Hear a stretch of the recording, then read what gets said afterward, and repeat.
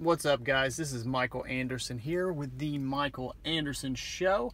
Today we're going to talk about the others, or the White Walkers.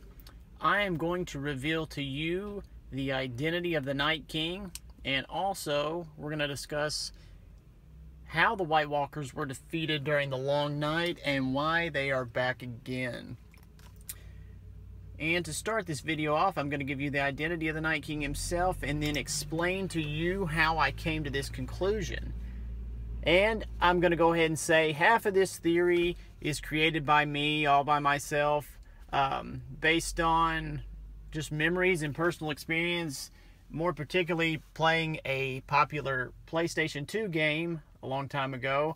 And the other part of this theory came from a video I watched from YouTube channel Game of Theories about the identity of the Night King. So I definitely wanted to give them credit on part of this and tell you to check out their channel, see what they have to say.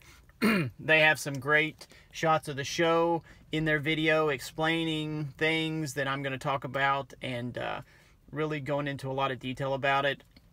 So first off, for the big reveal, the Night King is none other than the last hero himself from the Northern legend.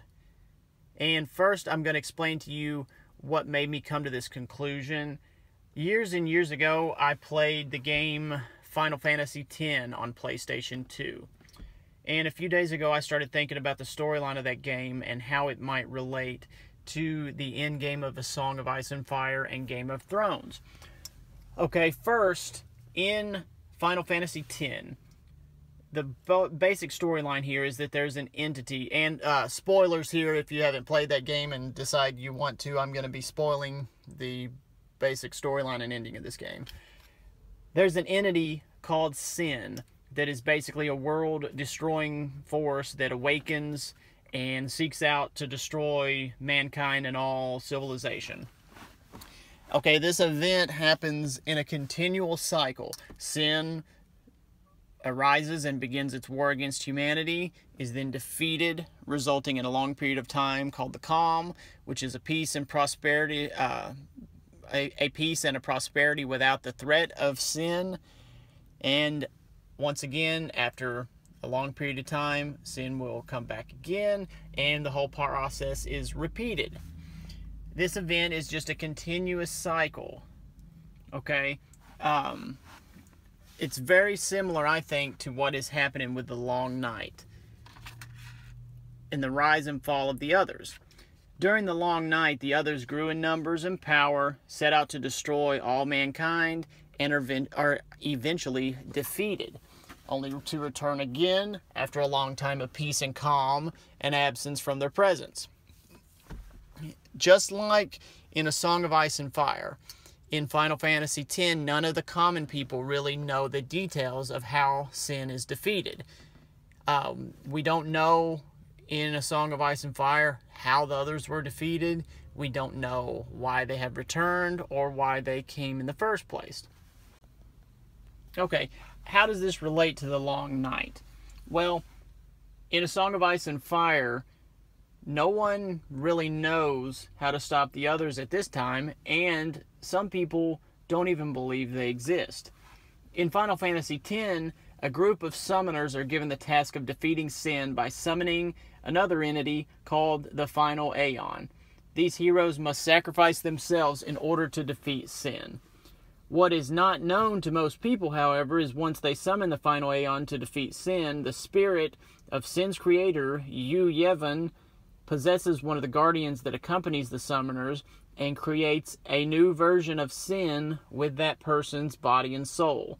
Yu Yevon then kills the summoner that brought forth the Final Aeon and turns the summoner's guardian into a new version of Sin, creating the cycle of war and destruction all over again. They have to sacrifice themselves to defeat Sin by becoming Sin themselves. They never really defeat Sin. They just appease it for a time until it comes back again. And someone else has to sacrifice themselves, becoming the new Sin again, in order to give a time of peace before the cycle demands another sacrifice.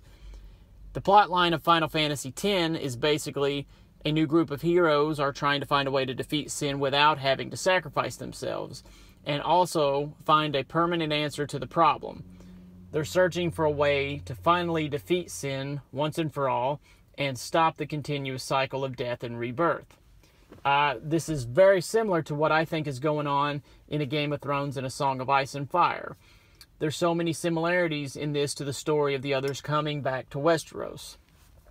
All anyone really knows is that in the ancient past, the others rose up against mankind, and that a mythical hero or a group of heroes came against the others, defeated them, and saved humanity from certain destruction. No one knows what happened after that.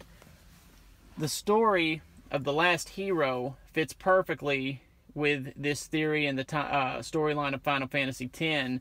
You have a hero tasked with saving mankind. He somehow figures out what he needs to do in order to defeat the others, accomplishes his goal, the wrath of the others is stayed, and the last hero is able to push them back toward the lands of always winter where they have laid dormant for thousands of years. One interesting thing about all this is that we have stories of the last hero fighting the others, and we have other mythical characters fighting the others, like Azor Ahai, and all the other heroes from Essos ending their version of the Long Night, but nobody ever talks about what they do after. There's no story of what the last hero did after he defeated the others. I believe this is because the last hero ceased to exist once he ended the Long Night, because he was reborn as the Night King. The last hero is said to have only been able to defeat the White Walkers through the help of the Children of the Forest. But the help he received is not what most people believe.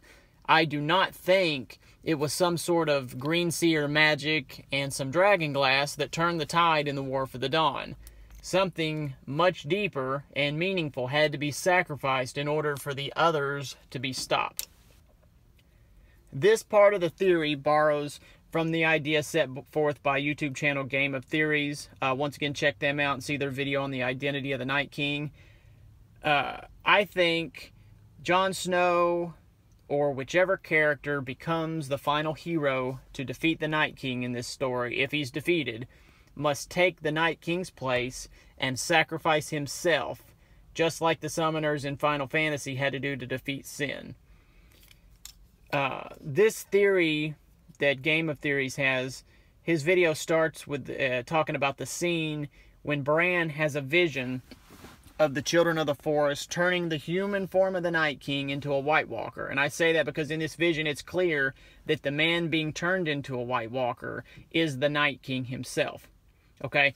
When Bran wakes up from this vision, he looks at Leaf and he says, you guys created the White Walkers. And she says, yeah, we did. We had to. The men were wiping us out. We had no other options. Okay, what Game of Theories proposes here, which I believe, is that the vision Bran saw was not of the Children of the Forest creating the original White Walkers. And Bran thinks that's what he saw. And when Bran tells Leaf he saw them creating the White Walkers, she tells him yes, and she thinks he saw the vision from the beginning of creation of the first White Walker. But in reality, Bran only saw the creation of the Night King, an event that happened sometime after the creation of the White Walkers. They are confused about what's happened here and what Bran actually saw. He didn't see the creation of the White Walkers, but he saw the meeting between the Children of the Forest and the last hero. Okay, Bran is seeing the legend play out. He's seeing the last hero receive that aid from the Children of the Forest that is told about in the legend that allowed him to defeat the others. This is the only aid the Children of the Forest knew would 100% stop the White Walkers. The only option he had was for the last hero to sacrifice his own humanity to defeat the White Walkers by becoming one himself and taking them down from the inside. And the Children of the Forest knew that the last hero was probably an extremely powerful warg, if not an extremely powerful greenseer. And they knew that by becoming a White Walker himself, he could control the other White Walkers. I think that is not only what happened originally during the Long Night, but that Jon, or whoever the prophesied hero to defeat the White Walkers, whoever that person is, must do the same thing the last hero did so long ago. Take his place as the Night King and sacrifice his own humanity in order to save the rest of Westeros. I believe this plays out in a never-ending cycle of death and rebirth, and possibly this time they may be able to find a way to stop the turning of the wheel and end the perpetual replacement of the Night King and the sacrifice that the last hero must give. They may find a way. Daenerys keeps talking about breaking the wheel in this season and previous seasons. It seems to me the wheel is the rise and fall of the others, the ebb and flow of their power and their attack on humanity. So that may be what's going to happen here at the end. They finally find a way to stop the others and create, as Azor Ahai is prophesied to, the summer that never ends. But that's all I have to say about this topic. If you like what I had to say, please like, please subscribe, and give your opinions in the comments, and I will see you guys next time.